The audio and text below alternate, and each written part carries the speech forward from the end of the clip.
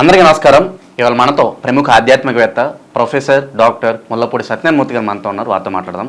గురుగారు నమస్కారం. నమస్కారం మణికంఠ. గురుగారు, ఆగస్టు నెలలో కన్య రాశి వారికి ఎలాంటి ఫలితాలు ఉండబోతున్నాయి కాస్త వివరించండి. భార్యాభర్తల మధ్య గొడవలు ఉధృతంగా ఉన్నటువంటి వాళ్ళు కాస్త శాంతించారు.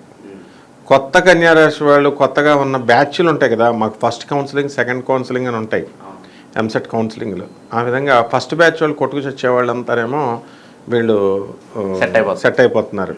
ఎందుకని అనుభవం వచ్చిందో 4 ఏళ్ళు కొట్టుకున్నారు. రెండో బ్యాచ్ స్టార్ట్ అయిందనమాట. భార్యాభర్తలు ఒకే ఊర్లో ఉంటారు, వేరే వేరే ఇళ్లలో తీసుకొని అద్దెకుంటారు, ఒకే ఇంట్లో ఉంటారు, వేరే వేరే గదుల్లో ఉంటారు. ఎవరు నలిగిపోతున్నారు? చంటి పిల్లలు నలిగిపోతున్న బుద్ధి జ్ఞానం కూడా ఉండదు వీళ్ళకి. Only they know only how to fight అంతే. They don't know how to serve the poor people.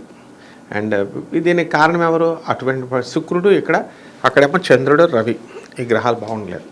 కాబట్టి అమ్మాయి తల్లిదండ్రులు, ఈ అబ్బాయి తల్లిదండ్రులు, వీళ్ళనమాట మెయిన్ పర్సన్స్. చుట్టాలు బాగా వీళ్ళకి చక్కగా పెళ్ళికి పిలిచి భోజనాలు పెడతారు. 15 లక్షలు అంబానీ ఉన్నాడు, 2000 కోట్లు ఖర్చు పెట్టాడు అన్నారు. వచ్చిన వాళ్ళందరూ కూడా తినేసి వెళ్ళిపోతారు. రేపొద్దున్న వాళ్ళిద్దరు కొట్టుకొని చచ్చి కోర్టులోకి వెళ్తే ఒక్కటి రాడు సాక్ష్యం చెప్పడం. ఆడ అంబానీ అవని, లేకపోతే ఇంకొక మామూలుడు అవని. So this is the human psychology అనమాట. ఈ కన్యారాశి వాళ్ళకి రాశిది ఏ విధంగా ఉందంటే, మీనరాశిలో రాహువు, మరి ఈ యొక్క శని వక్రించి కుంభరాశిలో ఉండడం, శుక్రకేతువులు కన్యారాశిలో ఉండడం జన్మంలో. ఆ తర్వాత బుధుడు వచ్చేసరికి కర్కాటక రాశి, రవి వచ్చేసరికి సింహరాశి, కుజుడు వచ్చేసరికి మిథున రాశి. అంటే లాస్ట్ ఈ ఆగస్టు నెలాఖరు నుంచి ఈ విధంగా అయినటువంటి గ్రహస్థితి ఉంటుంది. కాబట్టి మొదటి భాగం అంతా కూడా బ్రహ్మాండంగా ఉంటుంది కన్యారాశి వాళ్ళకి. వాళ్ళ పిల్లలకి సీట్ల కోసం నేషనల్ స్కూల్స్ కావాలా, 15 సీట్లు ఉన్న చోటే కావాలా, మా ఇంటి పక్కన సీట్లు కావాలా అని చెప్పేసి ట్రై చేస్తారు. స్కూల్ వాళ్ళు ఎందుకంటారు గెట్ అవుట్ అంటారు. అవి ఇంటర్నేషనల్ స్కూల్స్, అవి they will have their own rules and regulations. కాబట్టి అప్పుడు సైలెంట్ అయిపోతారు. అప్పుడు చెప్పిన మాట వినరు. మనం ఎంత చెప్పినా సరే. స్కూల్లో సీట్లు ఇప్పించలేదని పక్కింటి వాళ్ళ మీద, ఎదురింటి వాళ్ళ మీద అలగడం అని అనమాట. ఆ విధంగా కన్యారాశి వల్ల అన్ని విషయాల్లో కూడా ఈ విధమైన ప్రవర్తన ఈ నెలలో ఉంటుందన్నమాట. అది what I'm going to tell you. తర్వాత వృత్తి వ్యాపారాల్లో ఉద్యోగాలు చేసుకునేటటువంటి వాళ్ళకి ఉద్యోగం రానంతసేపు ఏమో ఉద్యోగం లేదంటారు, ఉద్యోగం వచ్చిన తర్వాత ఏమో జీతాలు పెంచలేదంటారు. పోనీ ఏదో చిన్న చితగా ప్రైవేట్ ఉద్యోగస్తులు వాళ్ళు చేసుకున్నారంటే పర్వాలేదు, అడిగారంటే ఆశించారంటే. సాఫ్ట్వేర్ రంగాల్లో లక్షల వాళ్ళు వీళ్ళు కూడా అసలు ఉద్యోగం. కొంతమంది అయితే కన్యారాశి వాళ్ళు ఈ ఆగస్టు నెలలో 3 సంవత్సరాల నుంచి ఉద్యోగంకి అప్లై చేస్తున్నాను అంటారు. అప్లై చేసేది లేదు, ఆ ఉద్యోగం వచ్చేది లేదు. ఈ విధంగానే వీళ్ళు ఈ లోపల ముసలాళ్ళు అయిపోయారనమాట. కాబట్టి ఈ బ్యాచీలు ఎవరైతే మిగిలిపోయారో ఉద్యోగం రాని బ్యాచీలు వాళ్ళందరికీ ఇప్పుడు గురుగ్రహం అనుకూలత వచ్చేస్తుంది, జాబులు కూడా వచ్చేస్తాయి.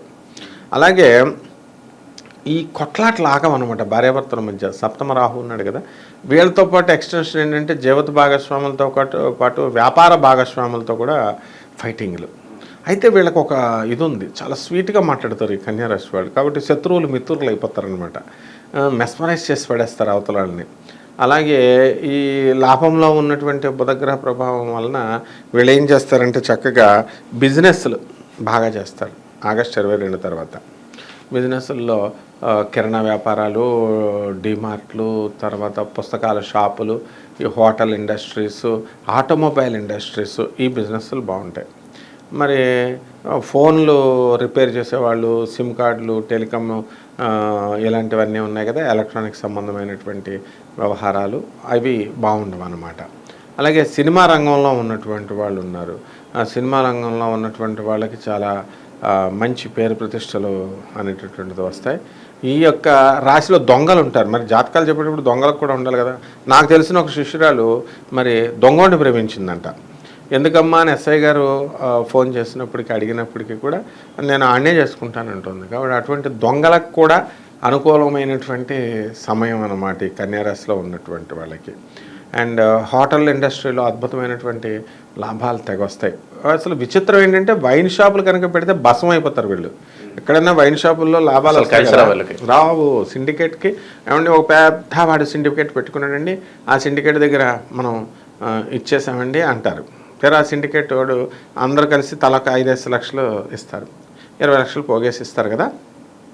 వీడు దొబ్బేస్తాడనమాట. ఆ సిండికేట్ వాడు బాగానే ఉంటాడు. అంటే మీడియేటర్ మాటలను నమ్మి ఈ కన్యారాశి వాళ్ళు ఇవ్వకూడదు. రైతుల దగ్గరకు వద్దాం. రైతులు పంటలు పండిస్తారు. రాహు పొజిషన్ బాగుండలేదు కాబట్టి వీళ్ళకి అనేకమైనటువంటి ఈతి బాధలు వస్తాయి. వర్షాలు పడడం, వర్షాకాలం కదా, మంచి ఆకుమడి అంతా బ్రహ్మాండంగా వేశారంతా ఉంది. అయితే పంట పండించేటప్పుడు వీళ్ళు ఏం చేయాలంటే పక్కింటోడు ఎదురింటోడు రైస్ వేస్తారని వేయకూడదు. కమర్షియల్ క్రాప్స్ జాగ్రత్తగా పండించుకొని అలా వెళ్ళాలన్నమాట. ఈ రైతులు కూడా కమిషన్ ఏజెంట్స్ వీళ్ళని తినేస్తారు. వీళ్ళు పండిస్తారు కానీ పాపం డైరెక్ట్ కస్టమర్ దగ్గరికి వెళ్ళరు కాబట్టి వీళ్ళకి అంత అవకాశం లేదు. జ్వరాలకి ఎక్కువ గురవుతారు, ఎందుకంటే చలికాలం కదా, అప్పుడు వాళ్ళకి మోకాల నొప్పులు ఒకటి వచ్చేస్తాయి గ్యారంటీగా, చిన్న వయసుతో అయినా సరే. ఒబిసిటీ వచ్చేస్తారు, తర్వాత గుమ్మం పట్టినంత లావు అయిపోతారు. నెక్స్ట్ రెండోది ఏంటంటే వీళ్ళకి మెయిన్గా చలిగాలి తగిలితే చాలన్నమాట, సిక్ అయిపోతారనమాట. ఈ విధంగా ఈ కన్యారాశి వాళ్ళకి ఉంది. మరి కన్యారాశి విద్యార్థులు ఉన్నారు, ఫారిన్ అంటారు, ఎంఎస్ మాస్టర్స్ ఎవరంటే మాస్టర్స్ ఇక్కడ చదవడాడు కాబట్టి అటువంటి వాళ్ళకి మాస్టర్స్ డిగ్రీకి వాళ్ళు ఫారిన్ యూనివర్సిటీస్ పిలుస్తారు. ఫారిన్లో వాళ్ళు కోరుకున్న డబ్బులు కడుతున్నాంగా, ఫారిన్ కోరుకున్న చోట్ల వాళ్ళకి సీట్లు రావడానికి అవకాశాలు ఉంటాయి. అండ్ వీసా స్టాంపింగ్ ఇవన్నీ కూడా ఈజీగా అయిపోవడం అనేది జరుగుతుంది. అండ్ విస్తృతమైన ఫ్రెండ్షిప్లు అనమాట వీళ్ళకి. ఈ కన్యారాశి వాళ్ళు మామూలుగా ఉండవు ఫ్రెండ్షిప్స్, అందరితో ఫ్రెండ్షిప్, ఫుల్ ఫ్రెండ్షిప్ అనమాట. మరి పనికొచ్చే వాళ్ళతో చేయరు వీళ్ళు. పనికిరాని వాళ్ళతో ఫ్రెండ్షిప్ చేయడం వల్ల ఏమవుతుందంటే కొంచెం దెబ్బ వాళ్ళే కదా లాస్ అవుతారు. నెక్స్ట్ ఏంటంటే ఉక్రోషాలు, మళ్ళీ వాళ్ళు చేసిన తప్పు కనుక మనం ఎవరన్నా కనుక చెప్పినట్లయితే వాళ్ళకి వెంటనే కోపం రావడం, ఇలా ఏదేదో. ఈ కన్యారాశి వాళ్ళు కొంచెం బుద్ధి బలం ఎక్కువ కానీ స్థిరత్వం తక్కువ. స్థిరత్వాన్ని కనుక తెచ్చుకున్నట్లయితే వీళ్ళు గ్రాండ్ సక్సెస్ అవుతారు. పౌల్ట్రీ ఫార్మ్స్, హ్యాచరీస్, కోళ్ళ ఫారాలు, కోళ్ళ మేతల తయారీ ప్రొడక్ట్స్ ఇవన్నీ కూడా చాలా బాగుంటాయి అన్నమాట. అండ్ పొలాలు కొనేస్తారు బాగా ఈ కన్యారాశి వాళ్ళు. లంచాలు బాగా తీసేసుకుంటారు. ఇప్పుడు రెవెన్యూ డిపార్ట్మెంట్ ఎప్పుడు కూడా వాళ్ళు పాపం రీజనబుల్గా ఉంటుంది. So commercial tax department, income tax department, police department ఇవన్నీ కూడా వాళ్ళు అదనపు ఆదాయాలు రావడానికి అవకాశాలు ఉన్నాయి. అదనపు ఆదాయాలు అంటే లంచాలని కాదు, రకరకాల బిజినెస్లు చేసుకోవడం, ఈ ఉద్యోగాలు చేసుకుంటూ ఇలా అన్నమాట. తర్వాత ఈ యూట్యూబర్స్ ఉన్నారు కదా ఈ కన్యారాశి వాళ్ళు, యూట్యూబర్స్ వాళ్ళకి కొన్ని సక్సెస్లు వస్తాయి, అదేవిధంగా ఛానల్ గ్రోత్ అవుతూ ఉంటాయి. అండ్ డబ్బు ఏదో వచ్చేస్తుందని జనాలు అందరూ యూట్యూబుల మీద పడ్డారనమాట. యూట్యూబుల్లో పెట్టుకుని కన్యారాశి వాళ్ళు 2 లక్షలు 4 లక్షలు లాస్ అయిపోయిన వాళ్ళు కూడా లాస్ట్ మంత్ వరకు ఉన్నారు పాపం. ఇప్పుడు కొంచెం వాళ్ళు పికప్ అవడానికి అవకాశాలు ఉన్నాయన్నమాట. అలాగే సినిమా హీరోలు, ఇక వీళ్ళకి మంచి కీర్తి ప్రతిష్టలు వచ్చేస్తాయి. అలాగే రియల్ ఎస్టేట్ వాళ్ళు ఇవన్నీ ఉంటాయి. మెయిన్గా గుడులు కట్టినటువంటి వాళ్ళు, పీఠాలు పెట్టినటువంటి వాళ్ళు, మా గురువుగారు గరికపాటి నరసింహారావు గారు చెప్తారు, దొంగ పీఠాలు పెట్టి హిందువులు కొన్ని నొక్కేస్తున్నారు. అయినా సరే ప్రజల్లో సిగ్గుశారాలు లేవు.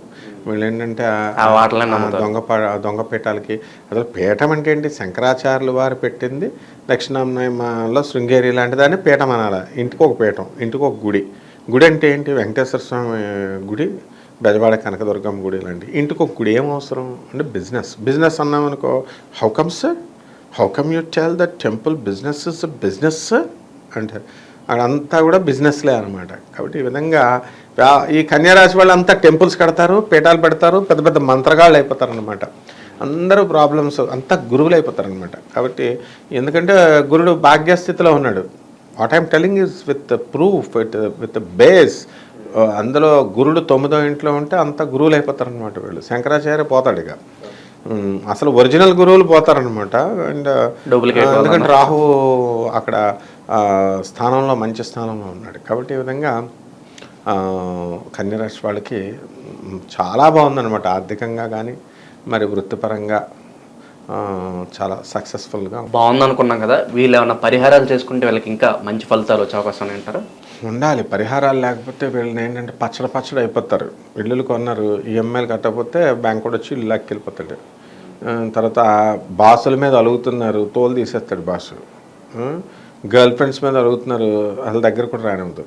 కాబట్టి కోపం పోవడం కోసం ఈ కన్యారాశి వాళ్ళు ఏం చేయాలంటే రాహు జపం చేసుకోవాలా, రాహు స్తోత్రాలు చదువుకోవాలా, రాహుకి కిలో పావు మినుముల్ని ఆవుపేట రంగు ఉన్నటువంటి వస్త్రాల నుంచి పేదవాళ్ళకి పేద బ్రాహ్మణులకి పేద వాళ్ళకు కూడా ఇవ్వచ్చు. బ్రాహ్మణులకి గుడిలో కానీ గుడి బయట కానీ ఇంట్లో కానీ దానం చేసుకోవచ్చు.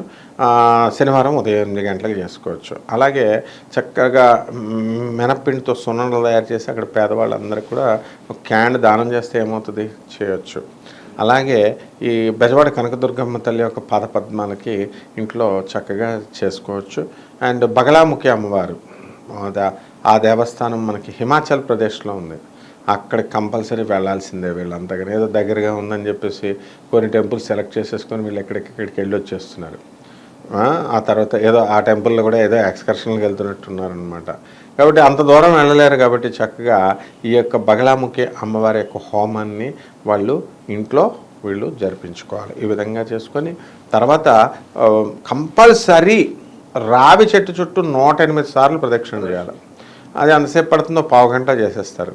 అలా మొత్తం 30 రోజులు చేయాలి. వాకింగ్ అని చేస్తారు కదా, ఈ రావి చెట్టు చుట్టూ చేస్తే సరిపోతుందన్నమాట. అలాగే ఆ యొక్క పరమేశ్వరుడి పైన చక్కగా మనకి నీళ్లు పోసి చేయాలా. ఇన్ని బొగ్గులు తీసుకెళ్ళి ప్రవహించేటటువంటి నదిలో వేయాలన్నమాట. ఈ విధంగా కనుక చేస్తే చాలా బాగుంటుంది. ఆగస్టు నెలలో కన్యరాశి వారికి ఎలాంటి ఫలితాలు ఉంటాయి, అలాగే వీరు చేసుకోవాల్సిన పరిహారాలు వివరించినందుకు ధన్యవాదాలు. ధన్యవాదాలు.